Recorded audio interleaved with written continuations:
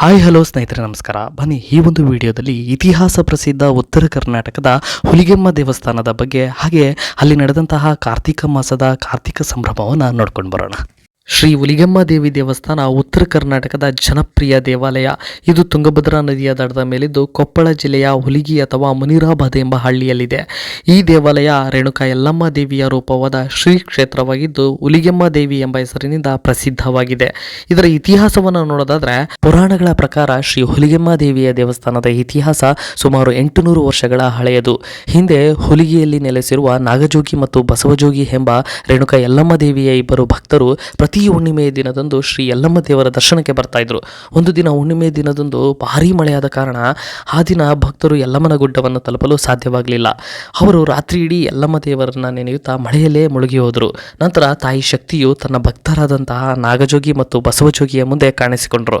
ಪ್ರತಿ ಹುಣ್ಣಿಮೆ ದಿನಗಳಲ್ಲಿ ತನ್ನ ಭಕ್ತರು ಯಲ್ಲಮ್ಮನ ಗುಡ್ಡಕ್ಕೆ ಪ್ರಯಾಣಿಸಲು ಕಷ್ಟಪಡಬಾರದೆಂದು ತನ್ನ ಭಕ್ತರು ನೆಲೆಸಿರುವ ಪ್ರದೇಶದಲ್ಲೇ ತಾನೂ ವಾಸಿಸುವುದಾಗಿ ಭರವಸೆಯನ್ನು ನೀಡಿದರು. ತದನಂತರ ಹುಲಿಗೆಯಲ್ಲಿ ತಾಯಿ ಶಕ್ತಿಯು ಸಾಲಿಗ್ರಾಮ ಮತ್ತು ಶ್ರೀಚಕ್ರವಾಗಿ ಅವತರಿಸಿ ಕಾಣಿಸಿಕೊಂಡಳು ಎಂಬುದು ಇಲ್ಲಿನ ಐತಿಹ್ಯವಾಗಿದೆ.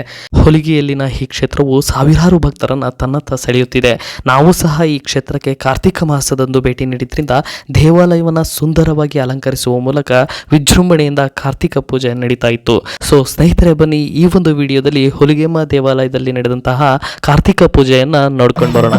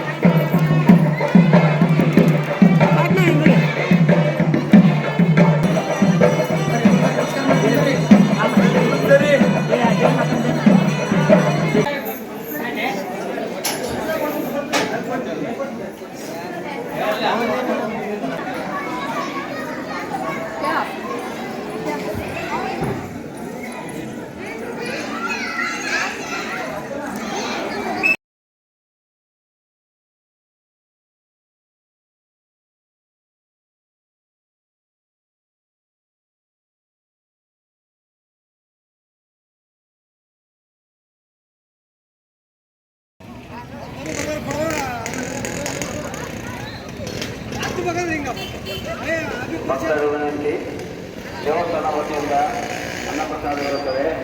ದೇವಿಯ ದರ್ಶನ ಪಡೆದುಕೊಂಡು ಪ್ರಸಾದವನ್ನು ಸ್ವೀಕರಿಸಬೇಕಾಗಿ ವಿನಂತಿ.